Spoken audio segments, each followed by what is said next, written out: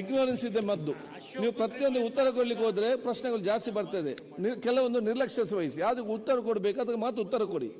ನಿರ್ಲಕ್ಷ್ಯವೇ ಗೆಲ್ಲೋದಕ್ಕೆ ಮದ್ದು ಅಂತ ಹೇಳಲಿಕ್ಕೆ ಬಯಸ್ತೇನೆ. ಮಾನ್ಯ ಅಧ್ಯಕ್ಷರೇ, ಈಗ ಮಂತ್ರಿಗಳು ಏನಂತ ಹೇಳಿದ್ರು, ಸರ್ಕಾರದ ಬೊಕ್ಕಸದಲ್ಲಿ ತೊಂದರೆ ಆಗ್ತೈತಿ, ಹಾಗಾಗಿ ನೀವು ಒಂದು ನಿಮಿಷ ನಿರ್ಲಕ್ಷ್ಯ ನಾವು ಕೇಳ್ತೀವಿ ಮಾಡುವಂತದ ಸಭಾಧ್ಯಕ್ಷರೇ. ನಾವು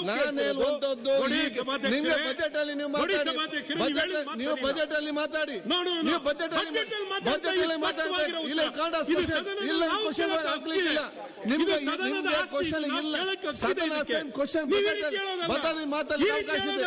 ಅದೇ ರೀತಿ ಹೇಳೋದು ನಿಮ್ಮಂತವ್ರಿಗೆ, ಅದೇ ರೀತಿ ಹೇಳೋದು. ಮಾತಾಡಿ, ಇಡೀ ಸದನ ಡಿಸ್ಟರ್ಬ್ ಮಾಡಿಕೊಂಡು ಸಭೆ ಹಾಳು ಮಾಡುವವರಿಗೆ ಇದಕ್ಕಿಂತ ಕೆಟ್ಟ ಶಬ್ದ ಹೇಳ್ತೇನೆ. ನಿಮ್ಮದು ತುಂಬಾ ಕ್ವಶನ್ ಎಷ್ಟು ಅಷ್ಟೇ ಮಾತಾಡಬೇಕು. ಅಲ್ಲಿ ಮಾತ್ರ ಏನ್ ಮಾತಾಡ್ಬೋದಾ? ಅವ್ರ ಪ್ರಶ್ನೆಗೆಲ್ಲ ಉತ್ತರ ಕೊಡೋದು.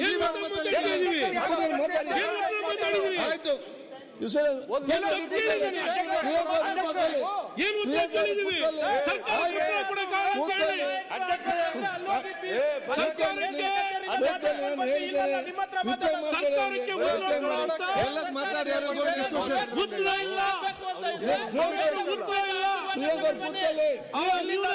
ಕೂತ್ಕೊಳ್ಳಿ.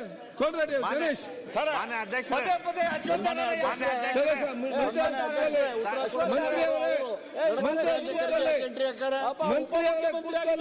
ಮಾತಾಡ್ತಾ ಇದ್ದೀರಾ? ಮಂತ್ರಿ ಅವರೇ, ಯಾಕೆ ಮಂತ್ರಿ ಪ್ರಕಾರ ಮಂತ್ರಿ ಅವರೇ ನಿಮ್ಮ ಪ್ರಕಾರ ಏನ್ ಹೇಳಿದ್ದೀರಾ? ಯಾಕೆ ನೀವು ಒಂದ್ ನಿಮಿಷ ನಿಮ್ಮ ಹತ್ರ ಉತ್ತರ ಇಲ್ಲ ಸ್ವಾಮಿ, ನಾನು ಹೇಳ್ತೀನಿ. ಚಲೋ ಸ್ವಾಮಿ ಅವರೇ, ನಿಮ್ಮ ಬಜೆಟ್ ಅಲೋಕೇಶನ್ ಪ್ರಕಾರ ಮಾತಾಡಿ. 24-25 ಅಲೋಕೇಶನ್ ಮಾತಾಡಿ. 28,000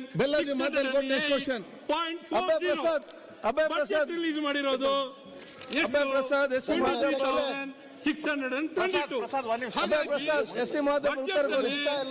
ನಿಗದಿ ಮಾಡಿರುವಂತದ್ದು ರೆಕಾರ್ಡ್ ಜೊತೆ ಕಳಿಸಬೇಡಿ, ಯಾವ್ದು ಕೂಡ ತಿಂಗಳು ಕೊಡಕ್ಕೆ ಆಗಲ್ಲ.